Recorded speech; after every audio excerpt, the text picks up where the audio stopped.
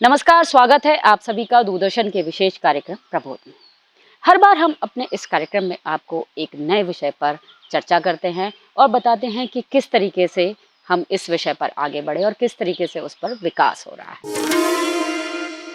तो आज हमारे इस कार्यक्रम में हमारे साथ हमारे इस एपिसोड में उपस्थित है 1992 बैच के एक वरिष्ठ भारतीय वन सेवा अधिकारी श्री पुरुषोत्तम धिमा।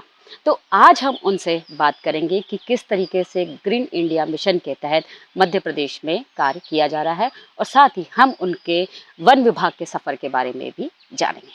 तो नमस्कार पुरुषोत्तम सर, आपका जी जी हमारे कार्यक्रम में नमस्कार जी। बहुत बहुत स्वागत है। Thank you ji. सर, हम शुरुआत करेंगे आपके भारतीय वन सेवा में जब आपने जॉइनिंग की और आप यहाँ आए, मतलब भारतीय वन सेवा अपनी सेवाएं दी है, तो ये कैसे संभव हुआ? कोई ना कोई एक इंस्पिरेशन रही होगी।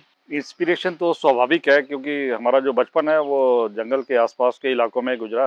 मेरा घर हिमाचल प्रदेश में है, तो मुझे शुरू से ये था कि फॉरेस्ट गार्ड जो है इतना डेडिकेटेड अधिकारी था वहाँ का, जो फ्रंट लाइन स्टाफ का, कि वो बच्चों को, युवकों को और बाकियों को मोटिवेट करता था कि चलो आग बुझाने जाए। तो हम लोग उनके साथ जो है आग बुझाने जाते थे।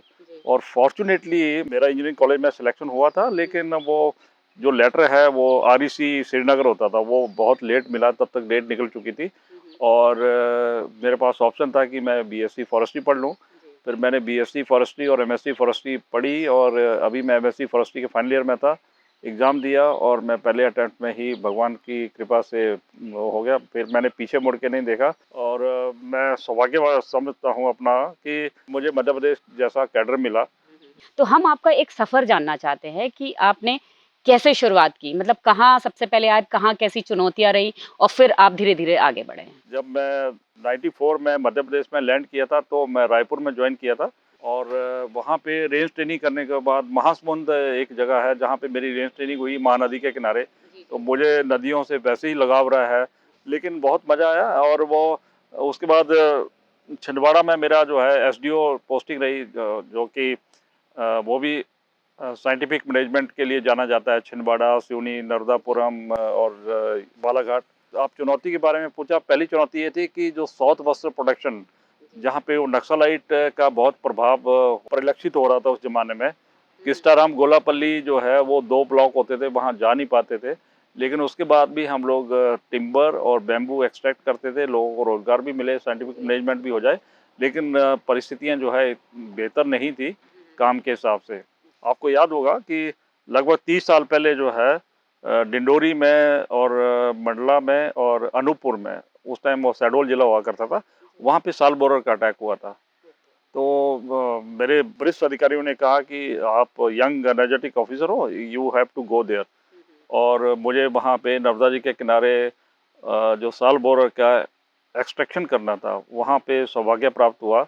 और इंसिडेंटली जब आज से 30 साल बाद वो साल बोरर का प्रभाव दोबारा दिख रहा है, दोबारा मेरे को, मतलब मैं पीसीसीएफ डेवलपमेंट हूँ, तो उसका मैनेजमेंट, उसका एक्सट्रैक्शन और उसका जो फैलिंग करने का मौका मिल रहा है। उसके बाद सीओ जिला पंचायत टीकमगढ़ और झाबुआ में काम करने का मौका दिया। तो टीकमगढ़, झाबुआ दोनों ही एक्सट्रीम डिस्ट्रिक्ट थे, काम के हिसाब से भी डिफ़िकल्ट था। उस टाइम अनडिवाइडेड झाबुआ में बहुत माइग्रेशन होता था। तो हम लोगों ने अलग अलग लोगों से मिलके, ग्रामीण विकास ट्रस्ट था या मेरे जो वरिष्ठ अधिकारी थे उनके माध्यम में हम लोगों ने जो है उन लोगों के लिए वहीं काम खोला था। जो लोग गुजरात या दूसरे स्टेट में काम करने के लिए लेबर के रूप में जाते थे, हम लोगों ने कहा कि इनकी मिस्त्री लोगों की ट्रेनिंग कराओ, ऐसी कोई प्रोफेशनल ट्रेनिंग कराई जाए, ताकि जहाँ पे आप दिहाड़ीदार मजदूर को 300 रुपया मिलता है, उसको 600 रुपया मिले। तो ये वो वाला ग्रामीण विकास ट्रस्ट के माध्यम से उस टाइम काम जारी था। और मुझे बताने में बहुत खुशी हुई है कि हमारे जो भूतपूर्व राष्ट्रपति महोदय अब्दुल कलाम साहब जो है, जो हम लोगों ने झाबुआ में वाटरशेड का काम करवाया था, उन्होंने उसको विजिट किया था बाद में, जब मैं, हालांकि उस टाइम मेरी पोस्टिंग नहीं थी, तो उन्होंने भी उस काम को काफ़ी अप्रिशिएट किया। ग्रीन इंडिया मिशन का जो उद्देश्य है, खास तौर पे आप वो बताइए कि क्या उद्देश्य है और मध्य प्रदेश में उसे किस तरीके से लागू किया जा रहा है या लागू किया गया है। मैं बताना चाहूँगा कि भारत सरकार ने अलग-अलग मिशन, अलग-अलग सब्जेक्ट पे स्टार्ट किए थे। जी। उसमें एक मिशन है ग्रीन इंडिया मिशन। तो तो ग्रीन इंडिया मिशन का पर्पज ये है कि आपका जो भी डिग्रेडेड लैंड है या जो लैंडस्केप अप्रोच मानते हुए उस एरिया को ट्रीटमेंट किया जाए। जो एरिया जहाँ पे आपको एग्रीकल्चर के लिए सूटेबल है उसको एग्रीकल्चर प्रोड्यूस किया जाए। जो अंडुलेटिंग ज़मीन है उस पे यदि हॉर्टिकल्चर के प्लांट्स आते तो किया जाए, और जो फॉरेस्ट है उसको एज सच आप जेएफएम कमेटीज या लोकल कम्युनिटीज़ के माध्यम से इन्वॉल्व करके उसको मैनेज किया जाए। तो वो लैंडस्केप अप्रोच जो है हमारे 20 जिलों में यहाँ पे वो ग्रीन इंडिया मिशन था। लेकिन ओवरऑल उस मिशन का पर्पज ये था कि जितना भी आपका पौधारोपण होता है डिग्रेडेड लैंड पे हो, और उसको जो है ग्रीन इंडिया मिशन के अंदर कवर किया जाए। अभी जो है भारत सरकार ने जैसे जितने भी पौधे लगते हैं, चाहे वो रेवेन्यू पे लगें, चाहे फॉरेस्ट पे लगें, चाहे प्राइवेट लैंड पे लगें, तो उसको एक पेड़ माँ के नाम पे दिया। तो लगातार 2 सालों से उसका प्लांटेशन हुआ है, और मध्य प्रदेश ने लगभग हर दोनों साल में एक बार 6 करोड़ और एक बार लगभग 6.5 करोड़ का पौधारोपण किया है।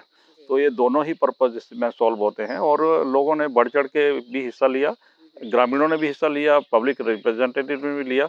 और एक ग्रीन इंडिया मिशन का दूसरा काम है कि सिटी फॉरेस्ट, नगर वन।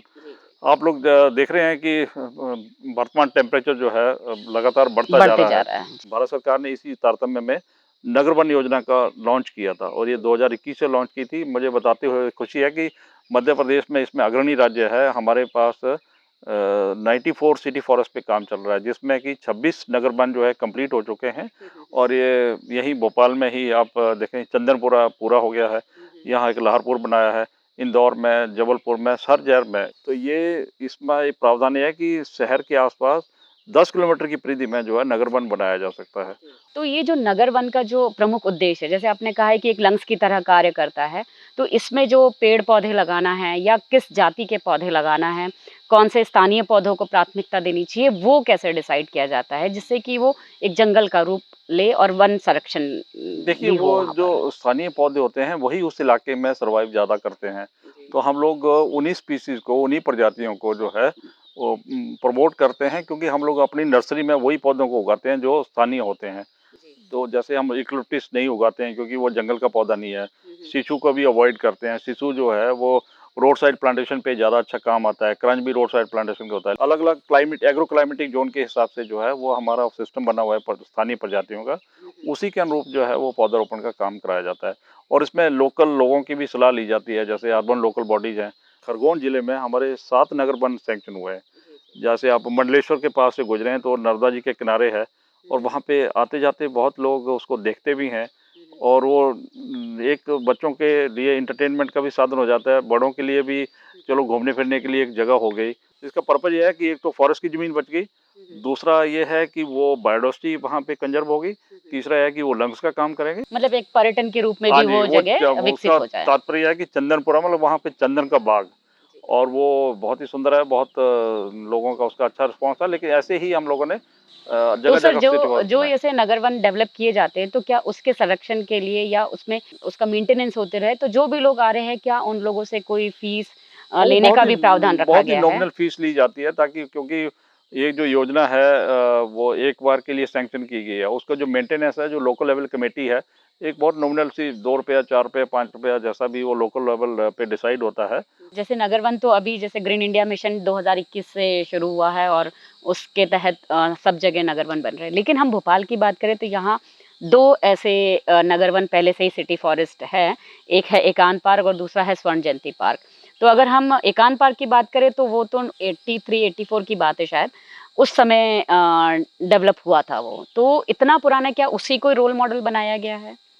नहीं, उसको रोल मॉडल नहीं बनाएगा। वो बेसिक अवधारणा मैं बताना चाहूँगा। नगर वन का अवधारणा ये थी कि जो शहर के आसपास का एरिया है उसमें नगर वन बनाना है, और ये तीनों जगह हो सकता था। ये जो रेवेन्यू लैंड पे भी हो सकता है, फॉरेस्ट लैंड पे हो सकता है, दोनों को मिला के भी हो सकता है।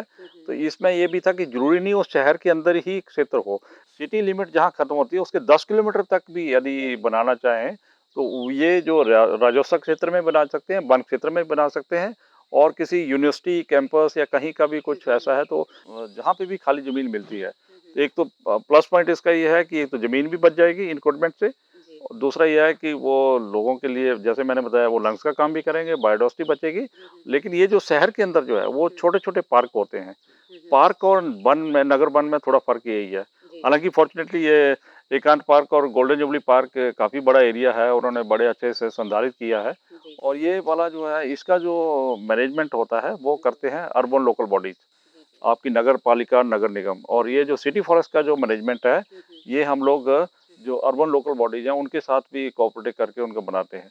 और इसको जो है वो दूसरी योजनाओं के साथ भी इसको समाहित कर सकते हैं। तो सर जैसे ये नगर वन है, इसमें अवेयरनेस के लिए लोगों को चाहे स्कूल के बच्चे हो या कॉलेज के बच्चे हो या बॉटनी से रिलेटेड जो बच्चे हो, उन सबके लिए एक एक्सकर्शन के लिए, ऐसे के लिए इन सब चीज़ों के लिए भी क्या फॉरेस्ट डिपार्टमेंट एक उनको मोटिवेट करता है स्कूलों में उनमें कि आप नगर वन में आप बच्चों को ला सकते हैं, उनको पेड़ों के बारे में, इसके बारे में आप बता सकते हैं, क्योंकि एक ही जगह पे बहुत और अलग-अलग स्पीशीज के हाँ जी, पौधे देखने को बिल्कुल। मिलते ये हैं। बेसिक पर्पज़ तो उसका यही है कि बायोडायवर्सिटी को बढ़ावा दिया जाए। तो बायोडायवर्सिटी जानने के लिए यदि बायोडायवर्सिटी का यदि क्लासरूम में लेक्चर देने के बाद यदि उन्हीं बच्चों को हम लोग नगर वन में या उसमें ले जाएँगे तो जो बच्चा भी पूछेगा कि सर ये कौन-सा पौधा है?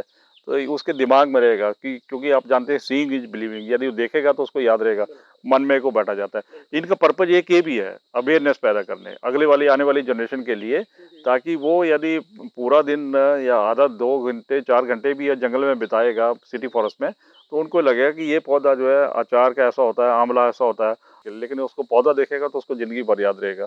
और इसी तारतम्य में हमारे विभाग का एक बहुत ही फ्लैगशिप प्रोग्राम है अनुभूति, लेकिन वो सब जगह मतलब वो रेंज एक ब्लॉक में लगभग 1 कैंप कराते हैं 1 साल में।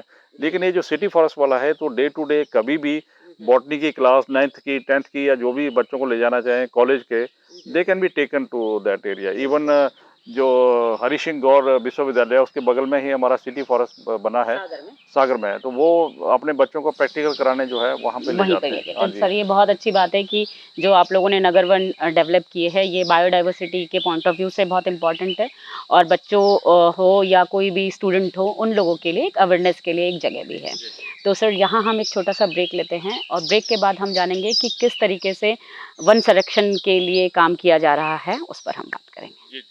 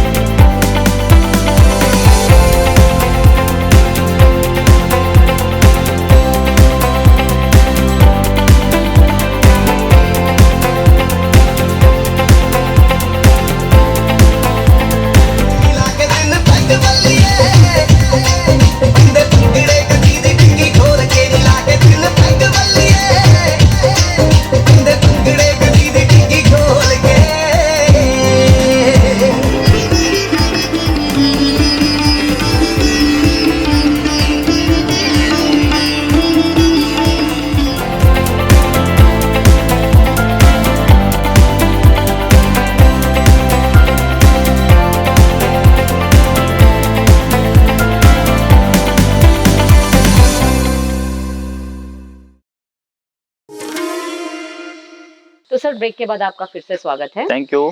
सर अब जैसे हम जानना चाहेंगे कि ग्रीन इंडिया मिशन के तहत तो आपने बहुत काम किए हैं और कई जगह नगर वन भी विकसित किए जा रहे हैं।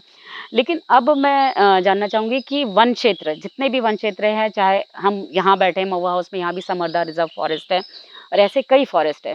तो जहाँ पर जो वहाँ की जो लाइवलीहुड होनी चाहिए, वहाँ जो वन ग्राम होते हैं, उनके लिए किस तरीके के काम किए जा रहे हैं, जिससे कि वो लोग जंगल छोड़ के नहीं जाए, वन संरक्षण करे, जंगलों की कटाई ना करे, ये सब स्थिति ना आए। ग्रीन इंडिया मिशन से ही जो टोटल आउटले होता था प्रोजेक्ट का, उसका 17% जो राशि होती थी वो होती है जो ग्रामीणों के लिए लाइवलीहुड के लिए। पन्ना हो गया, इवन नर्मदापुरम में कुछ लोगों के साथ टाई अप किया, जैसे एल&टी ग्रुप वाले हो गए। तो एल&टी वाले जो है लोगों को, बच्चों को, युवकों को ट्रेनिंग देते हैं। वो अपनी ही फैक्ट्री में कहीं उनका काम कराते हैं इंडस्ट्री में। तो वो लाइवलीहुड पे हमारा फोकस 17% का रहता है, सरकार ने कहा। यदि उससे ज़्यादा भी करना हो तो वो करते हैं। इसी तरह जो है गवर्नमेंट ऑफ इंडिया का एक बैम्बू मिशन है।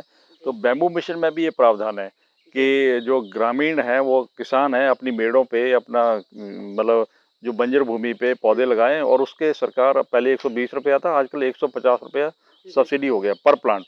तो बस उसका ये है कि वो 2 सालों में मिलती है।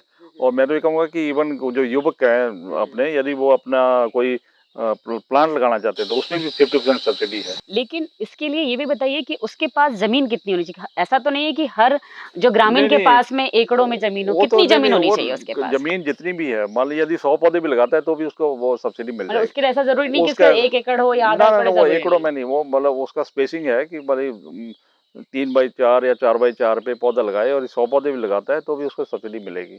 वो कोई ऐसी बाइंडिंग नहीं है कि वो इतनी ज़मीन हो गई बस तभी वो हो। ज़िंदा रहना चाहिए हाँ, और पौधा रहना चाहिए 2 साल में, पहले साल 90 रुपये, दूसरे साल 60 रुपये देते हैं। और ये जो बैम्बू से अभी हम लोग अमलाई पेपर मिल वालों से इनका टाई अप कराया है, वो बैम्बू वहाँ सप्लाई कर रहे हैं, वो हरदा वाले भी, देवास वाले भी। और इवन किसी को अपने इंडस्ट्री लगानी है, कुछ प्रोसेसिंग यूनिट लगानी है, तो हमारे ट्रेनिंग का भी प्रावधान रहता है। तो हम लोग अपने ग्रामीणों को इकट्ठा करके उनसे ट्रेनिंग करवाते हैं। बैम्बू के जो बैम्बू प्रोडक्ट के बनाते हैं उसके आर्टिफैक्ट्स लिए। बनते हैं, प्रोडक्ट बनते हैं, ताकि वो लाइवलीहुड ही मेन वो है। और इसी तरह से हमारे पास वर्ल्ड बैंक में का जो ESIP प्रोजेक्ट था उसमें भी कराया था, और अभी एक UNDP का एक प्रोजेक्ट चल रहा है, लैंड डिग्रेडेशन न्यूट्रलिटी, कि जो ज़मीन है वो इससे ज़्यादा डिग्रेड ना हो, इसको रिस्टोर करके और अच्छे बने। और जो ग्रामीणों का रुझान है, जहाँ पे वो मान लिया बिल्कुल टोटल फॉरेस्ट पे डिपेंडेंट है, उनके उसका निर्भरता उस पे कम करते हुए हम लोग उसको लाइवलीहुड से जोड़ें, और जो जंगल जो है जैसा था वैसा बना रहे।